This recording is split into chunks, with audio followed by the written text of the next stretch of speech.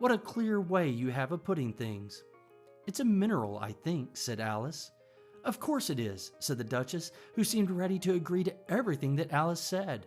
"There's a large mustard mine near here, and the moral of that is, the more there is of mine, the less there is of yours."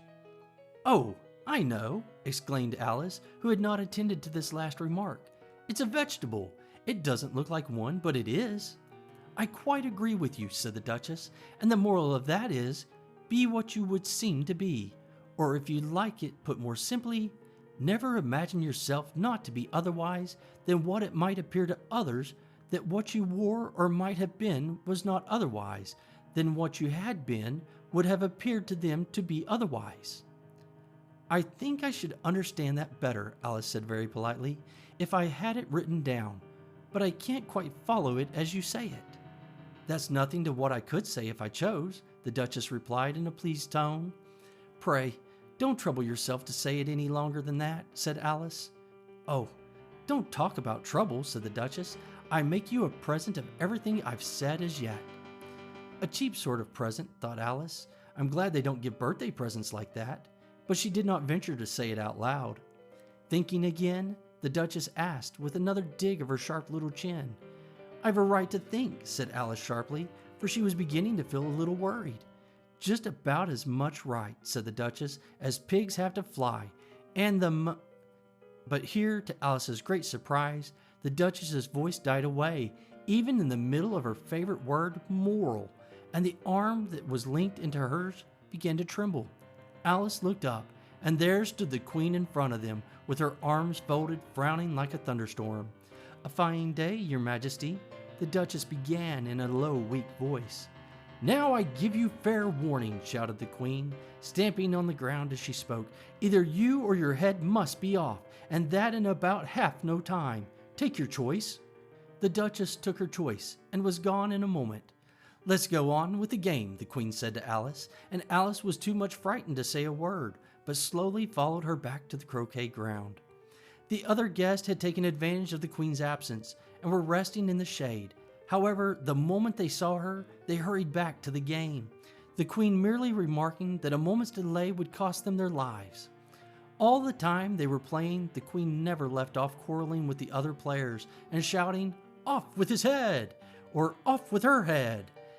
Those whom she sentenced were taken into custody by the soldiers, who of course had to leave off being arches to do this, so that by the end of half an hour or so there were no arches left, and all the players except the King, the Queen, and Alice were in custody and under sentence of execution. Then the Queen left off, quite out of breath, and said to Alice, "Have you seen the mock turtle yet?" "No," said Alice. "I don't even know what a mock turtle is." "It's the thing mock turtle soup is made from," said the Queen. "I never saw one or heard of one," said Alice. "Come on then," said the Queen, "and he shall tell you his story." As they walked off together, Alice heard the King say in a low voice to the company general, "You're all pardoned." "Come, that's a good thing," she said to herself, for she had felt quite unhappy at the number of executions the Queen had ordered. They very soon came upon a griffin, lying fast asleep in the sun. If you don't know what a griffin is, look at the picture.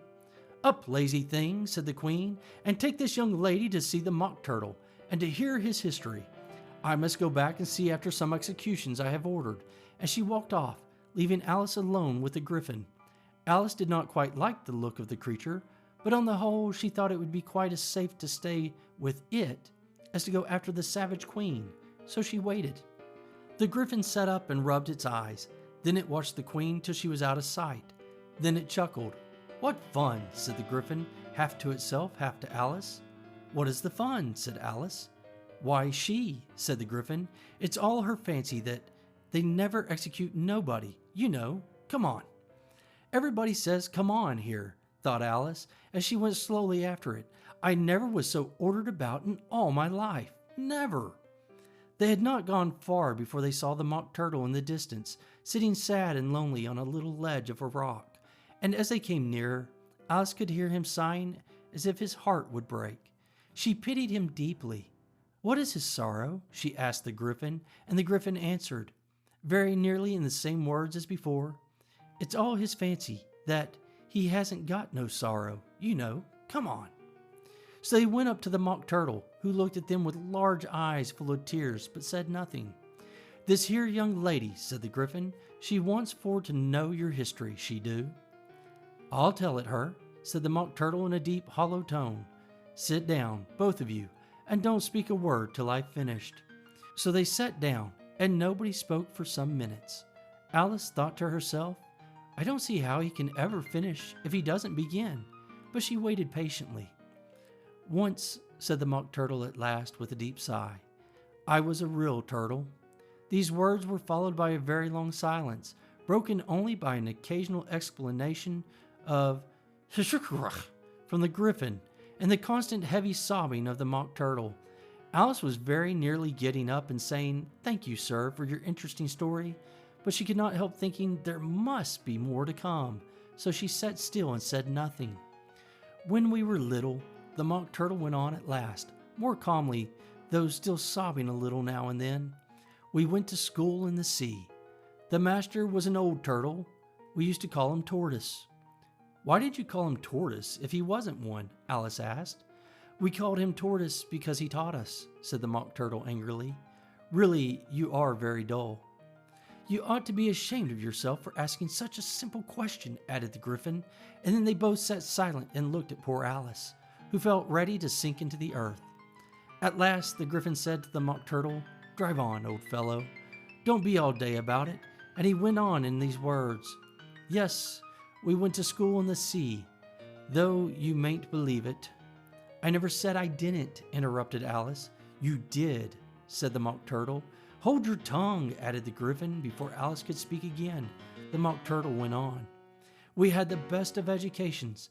In fact, we went to school every day." "I've been to a day school too," said Alice. "You needn't be so proud as all that."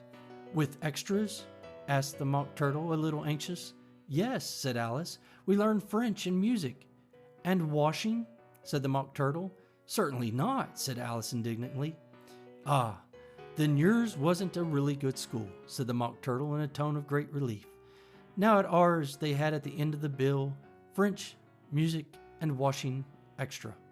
"You couldn't have wanted it much," said Alice, "living at the bottom of the sea." "I couldn't afford to learn it," said the Mock Turtle with a sigh. "I only took the regular course." "What was that?" inquired Alice. "Reeling and writhing, of course, to begin with," the Mock Turtle replied, "and then the different branches of arithmetic, ambition, distraction, uglification, and derision." "I never heard of uglification," Alice ventured to say. "What is it?" The Griffin lifted up both its paws in surprise. "What? Never heard of uglifying?" it exclaimed. "You know what to beautify is, I suppose." "Yes," said Alice doubtfully. "It means to make anything prettier." "Well then," the Griffin went on, "if you don't know what to uglify is, you are a simpleton." Alice did not feel encouraged to ask any more questions about it, so she turned to the Mock Turtle and said, "What else had you to learn?" "Well, there was mystery," the Mock Turtle replied, counting off the subjects on his flappers. "Mystery, ancient and modern, was seaography. Then drawing. The drawing master was an old conger eel that used to come once a week. He taught us drawing, stretching, and fainting in coils." "What was that like?" said Alice.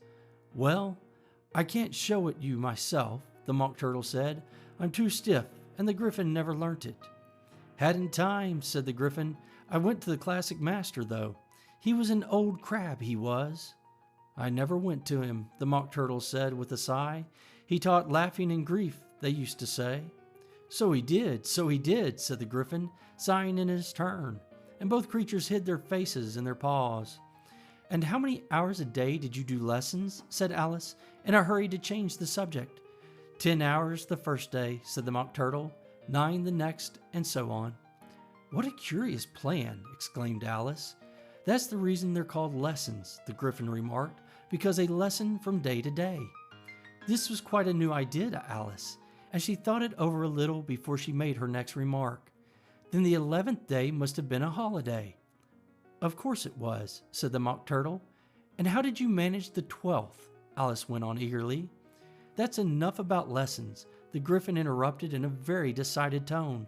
"Tell her something about the games now."